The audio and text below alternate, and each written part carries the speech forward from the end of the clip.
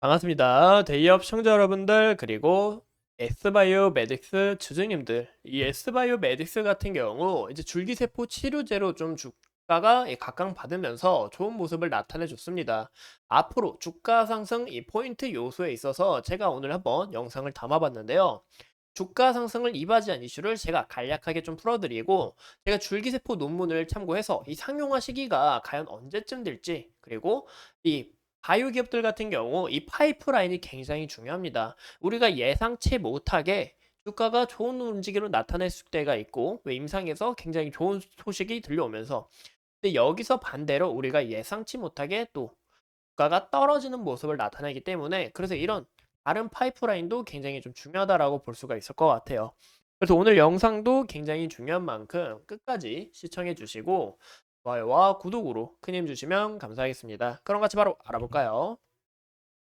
어제 주가 상승에 있어서 이 이슈가 하나 떴습니다. 이제 파킨스병 세포 치료제 기술인도 특허 등록이 됐다라고 이야기가 나왔는데, 그 외 내용은 좀 제가 저번에 말씀드린 내용과 좀 비슷하다라고 볼 수가 있습니다. 이 도파민 관련해서 기술력 굉장히 뛰어나고, 또 이 중간 결과 이제 5월 말이나 이제 6월 초쯤에 예상을 한다. 이런 부분까지 제가 다 설명을 드렸어요. 근데 우리가 좀 눈여겨 보실 거는 이 도파민 세포의 대량 생산이 가능하다. 이 점이 좀 굉장히 중요한 것 같은데요. 보시는 것처럼 유전자 변형 없이 네 가지 저분자 화합만으로 배아주기 세포를 대량 생산이 가능하다. 이런 부분이 저는 포인트라고 생각합니다. 왜냐, 이런 부분을 다른 기업들과 한번 비교를 해봤을 때, 보시는 것처럼 이 S바이오메딕스와 경쟁사들을 우리가 한번 비교를 해볼게요. 보시는 것처럼 배아주기 세포 기원으로 삼고 있고, 이 분화 일수, 이 기존 좀 걸리는 부분은 우리가 확인해 볼 수가 있습니다. 하지만 이 생산 능력에 있어서 6조, 굉장히 많은 수치를 만들어낸다. 100억, 38억 비교도 안 되죠. 이만큼 굉장히 많은 수치를 만들어낸다는 것과 이 행동 개선 효과 원령을 봤을 때, 이제 이 부분을 임상 실험을 해 봤을 때, 이 S바이오메딕스가 이 세포 인식의 행동 회복이 가장 먼저 보였다. 2개월밖에 안 걸렸고, 이 미국 같은 경우 이제 5개월, 일본의 기업 같은 경우 이제 4개월이 걸렸다. 근데 하지만 S바이오메딕스 2개월밖에 안 걸린 만큼 이 기술력도 굉장히 뛰어난데, 이 세포마저도 굉장히 많이 만들어낼 수 있기 때문에 이런 부분에서 이 기업이 기대가 된다라고 보시면 좋을 것 같습니다. 제가 저번 시간에 이제 중간 결과가 이제 파킨스병 테드 A9으로 인해서 좀 현재 주가가 지금 미친 듯한 상승을 보여줬다가 현재 좀 조정을 받고 있다라는 거 우리가 좀 눈여겨볼 수가 있잖아요. 이런 부분에서 이 테드 A9 우리가 좀 눈여겨보셔야 된다. 왜냐? 이 중간 결과 여기에 대한 기대감으로 올랐던 만큼 중간 결과가 이제 5월 말이나 아니면 이제 6월 초 이때쯤 주가가 이제 반영이 이제 이때쯤 발표가 나오기 때문에 이 내용을 우리가 함께 비교해 보셔라라고 이야기를 드렸습니다. 제가 이 저번 시간에 완전 이 상세하게 설명을 드렸는데, 혹시나 이 처음 보는 분들을 위해서 제가 한 가지 말씀드리면, 제가 이 중간 결과 나오면 바로 여러분들과 파헤쳐 볼 거고, 제가 이 이야기를 다시 드리고 싶은 이유가 5월 말이나 6월 초쯤에 이슈가 있는 만큼 아직 재료의 지속성은 살아있다라는 것을 좀 참고 드려서 말씀을 드리고 싶었던 겁니다. 그래서 이 결과가 나오면 여러분들과 바로 함께 알아볼 내용이고, 제가 이 줄기세포 같은 경우 이제 저번에 이제 어떤 분께서 이제 윤리적인 문제가 따로 없을까요? 이런 부분이 고민이 많았다고 이제 이야기를 드렸는데, 제가 이 논문 관련해서 좀 많이 읽어봤습니다. 무엇보다 다 이제 전문적으로 좀 논문을 좀 읽어봤는데, 제가 이제 약간 어려운 부분도 있었지만 우리가 그냥 핵심적으로 알아야 되는 부분은 이 전 세계 줄기세포 절반이 이 한국산이며, 이제 간절염이나 다른 분야에서는 조금씩 성과를 거두고 있다고 합니다. 하지만 현재까지 이 FDA 상용화 임상 허가를 받은 사례가 없다. 이런 부분이 굉장히 크겠죠.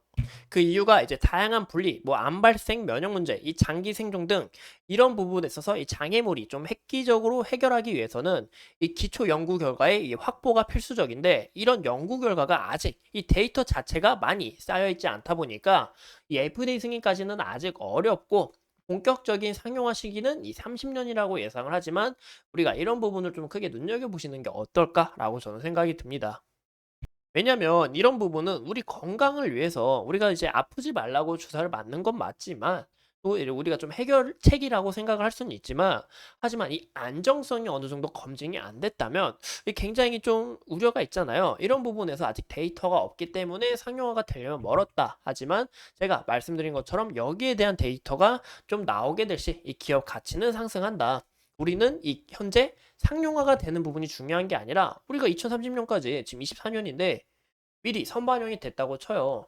그럼 이런 부분을 우리가 현재 포인트로 잡아야 되는 거지, 그 이상까지 갈 필요는 없다라고 저는 생각을 합니다. 그래서 이런 부분에 있어서 우리는 이 상용화의 문제, 윤리적인 문제보다는 이 점수가 더 좋게 나오고, 무엇보다 여기에 있어서 이 라이선스 아웃, 대규모 채금 라이선스 아웃이 좀 나와야 이 기업의 이런 가치가 상승한다라는 것을 우리가 좀 참고해 주시면 좋을 것 같아요. 그래서 무엇보다 이런 상용화 윤리 문제가 중요한 게 아니라 바로 여기에 있어서 데이터가 잘 나오고 라이선스 아웃까지 이어져야 좀 주가의 상승에 있어서 좀 추가적으로 좋은 모습을 나타내 주지 않을까라고 저는 생각을 하고 있습니다. 이 무엇보다 이 S바이오 메딕스는 현재 기술력이 굉장히 다양하고 많아요. 그리고 이제 자회사 이 S팜도 있는데, 이 S팜 자체도 현재 매출액이 서서히 올라오고 있고, 이런 부분에서 이 성장 모멘텀은 정말 많다라고 볼 수가 있습니다. 이 보시는 것처럼 이 다양한 파이프라인 갖추고 있는데, 여기서 얼마든지 또 추가적으로 좋은 이슈가 나올 수 있다라는 겁니다. 보시는 것처럼 이 테드 A9 현재 이 부분에 있어서 파킨스평정으로 주가가 상승을 했지만, 보시는 것처럼 이 테드 N 그리고 테드 R, 최근에 뭐 아일리아나 뭐 알테오젠 그리고 이 셀트리온 등 이 아일리아에 대해서 이슈가 많았잖아요. 이 아일리아까지 이 망막병성까지 다루고 있다. 하지만 아직 진행 중이긴 하지만 이런 부분까지 준비하고 있다라는 거 보니까 이 모멘텀은 굉장히 다양하다라고 볼 수가 있겠죠. 그래서 우리가 오늘 알아볼 내용은 여기 보이시는 것처럼 이 FECS에 대해서 좀 간단하게 알아볼까 합니다. 이 세포 기능을 활성화하여 또 강화하여서 이 3차원 기능으로 이 스페로이드를 구현하는 이제 원천 기술이다라고 볼 수가 있는데, 이렇게 들으면 이야기가 좀 굉장히 어렵죠. 이렇게 약을 봤을 때 기존 이 뛰어난 세포 생성량과 그리고 품질 그리고 바탕으로 이런 부분에서 약 효능도 굉장히 뛰어난 부분을 우리가 좀 눈여겨볼 수 있다. 보시는 것처럼 이 근육 조직에 있어서 재생 효과가 굉장히 탁월하다라는 것을 우리가 볼 수 있습니다. 그래서 여기에 있어서도 임상시험 준비 중에 있죠. 이 허혈성 통증 같은 경우 이 데이터도 굉장히 좋았다. 이 데이터가 낮으면 낮을수록 통증이 적었다라는 것을 우리가 알 수 있는데, 이런 부분에서 이 50% 이상까지 하면서 추가적으로 이 약에 대한 모멘텀이 얼마든지 나올 수 있다. 이 테드뿐만이 아니라 이 FECS도 우리가 좀 더 눈여겨보시는 게 좋지 않을까라고 저는 그렇게 생각을 하고 있습니다. 그래서 제가 이런 부분을 좀 강조드려서 말씀드리고 싶은 거는, 현재 이 테드 A9이 크게 주목이 받아서 주가가 상승을 했지만, 현재 서서히 성장하고 있는 이 자회사를 비롯해요, 이런 다양한 파이프라인도 구축하고 있기 때문에 여기서도 좀 추가적인 이슈가 나오지 않을까라고 저는 이렇게 생각을 해보고 있습니다. 우리가 현재 차트를 함께 보신다면, 현재 주가가 정말 이 신고가 돌파하고 나면 이 미친 듯한 상승까지는 아니더라도 좀 좋은 모습을 나타내 주지 않을까라고 이야기를 드린 바가 있습니다.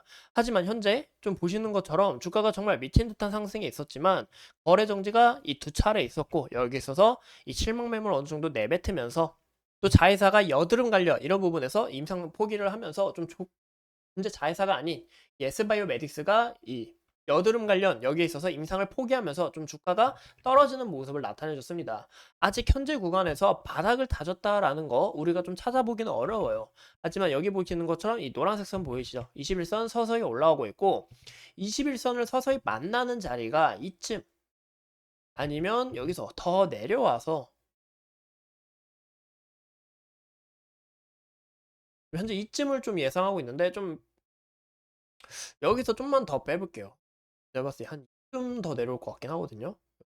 예? 이쯤까지 예상을 하고 있는데, 제가 이렇게 말씀드린 것도 솔직히 좀 근거를 좀 말씀드리기가 어렵습니다. 그 이유가 보시는 것처럼 매물이 없다라는 거예요. 매물이 없고, 이 매물대를 우리가 봐도 매물대가 아직 하단에 많이 깔려 있습니다. 이때 거래대금 많이 터지면서 주가가 좋은 모습을 나타내 줬지만 아직 이 매물을 소화하는 과정에 있다. 이 매물을 아직 다 뱉어낸 게 아니다라고 또 우리가 추측을 해볼 수가 있습니다. 그래서 이런 부분에 있어서 이 21성 서서히 올라오는 만큼 만나는 시점이 요 정도 되지 않을까? 여기서 좀 기술적 반등이 일어나지 않을까? 이런 부분을 추측한 부분이고 현재 부분에 있어서 이 외국인의 수급 들어온 걸 우리가 확인해 볼 수가 있습니다. 이 수급에 있어서 이제 국가 이제 오늘 장이 어떻게 끝나고 또 어떻게 장이 끝나고 또 어떻게 진행되는지 이런 부분을 우리가 함께 살펴보셔야 하지만 이 외국인의 수급도 아직 남아 있다라는 것을 우리가 좀 참고하시는 게 어떨까라고 저는 생각이 들어요. 이상 이 S바이오메딕스에 대해서 함께 알아봤고 앞으로 추가적인 이슈 여러분들과 함께하면서 S바이오메딕스 끝까지 함께하도록 하겠습니다. 오늘도 소중한 시간 내서 영상 시청해주신 점 감사합니다.